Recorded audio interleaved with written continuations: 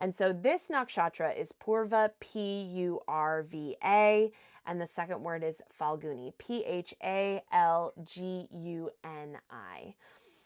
And so all of these different nakshatras have symbols, they are ruled by different planets, and they have these archetypes that we can look to. So the full moon here, this moon is ruled by Venus, and we do have Venus moving through some transformation this month. So looking at these ideas of pleasure and marriage is a big one because the symbol of Purva Phalguni is the marriage bed.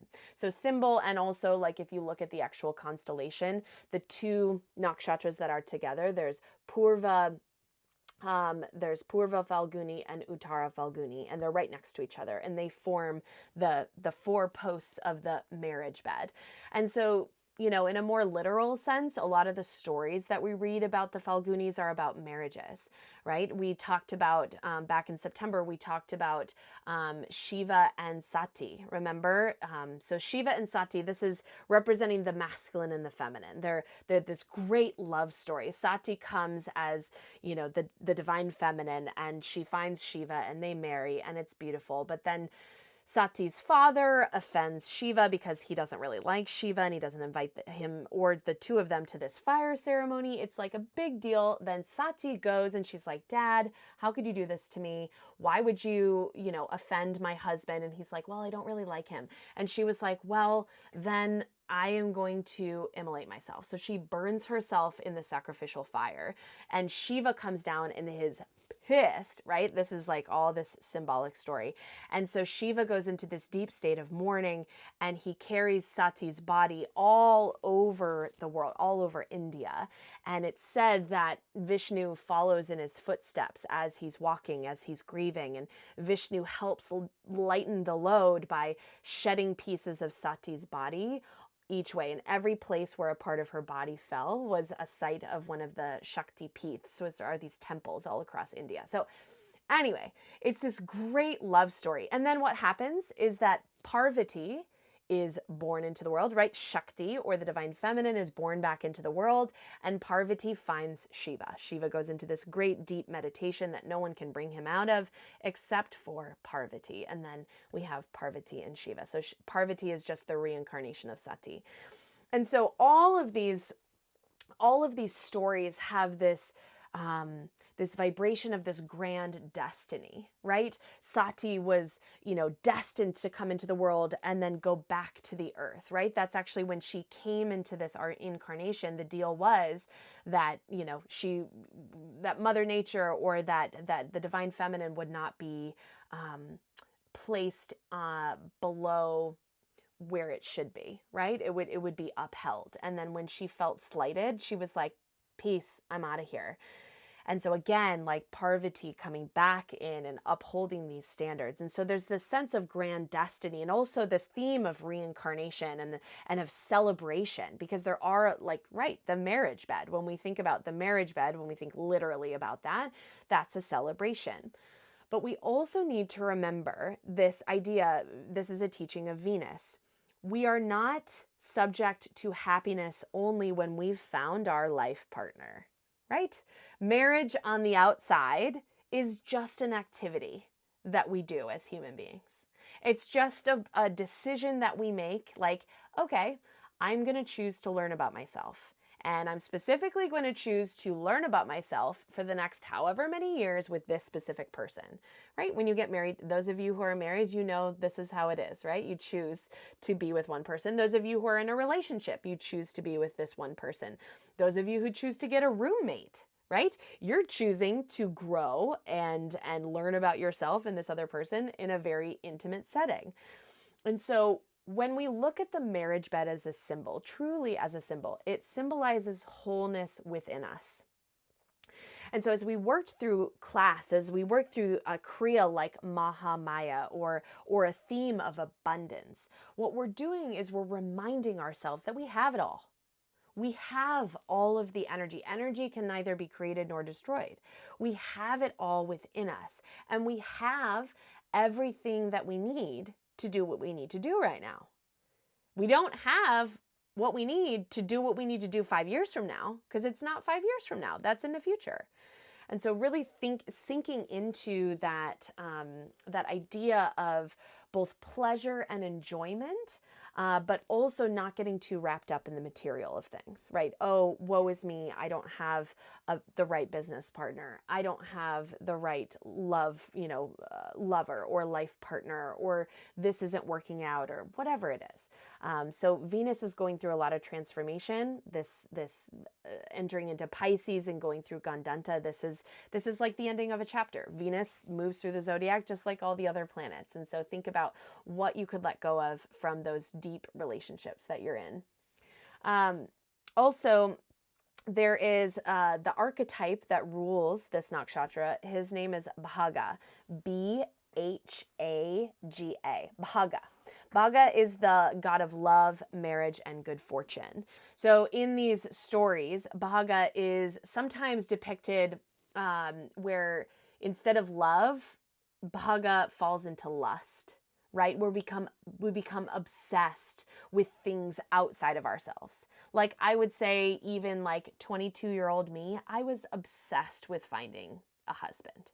Like I thought all of my problems in my life would be solved as soon as I could accomplish my one mission, right? Like so typical cultural influence, right? Like find a husband, then everything else will fall into place.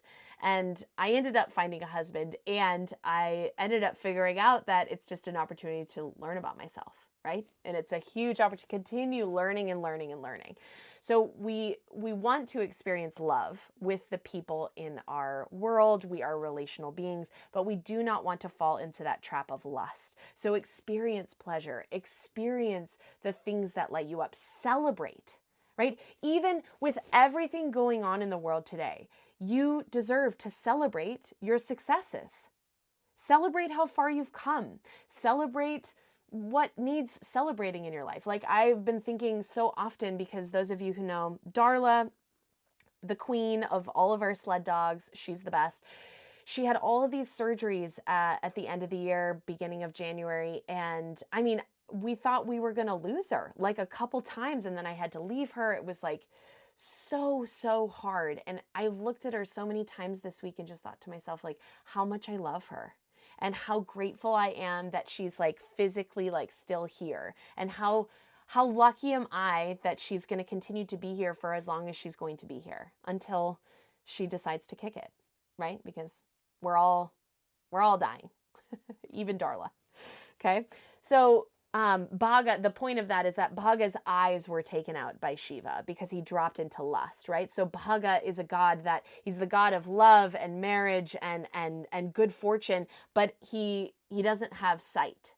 And so this also reminds us to tune in with intuition, right? Because sometimes on the outside we see something, we're like, oh, I want that. I'm obsessed with that. But when you close your eyes, sometimes it's not that thing, right? That material thing. Sometimes it's something within us that we're truly craving. And if we can learn to listen to that intuition, we can have a deeper experience. So these are all themes to pay attention to. I wrote down a quote from a woman that I love to learn from. With Purva Phalguni, she's talking about good fortune, because this is nakshatra when we talk about good fortune earned from past lifetimes. So again, what I said earlier about past lifetimes, but she says grace returns what it once gave away. And my teacher in India, Anand, would always say, whatever you want more of, give that out. And so again, remember, the yogi travels light, so we can only give to others what we have for ourselves. So if we want something for ourselves, start giving that out, seeing that. And again, the Amrita at the beginning of class today, offering up that sweetness with the world, and even looking at, Jupiter moving direct and things like that, offering up teachings, offering up whatever it is you're here to share with the world, because grace returns what it once gave away.